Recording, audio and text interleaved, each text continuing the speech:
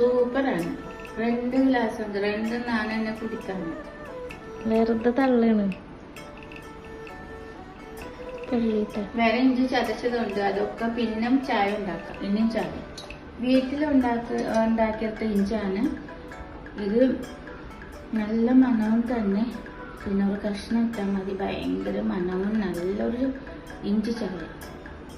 പിന്നെ ഇഞ്ചി പേസ്റ്റ് ഉണ്ടാക്കിയൊക്കെ ഇഞ്ചിയായിട്ട് പലതരം നമുക്ക് മസാലകളൊക്കെ ഉണ്ടാക്കാം.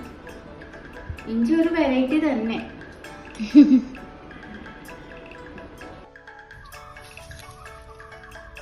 നല്ല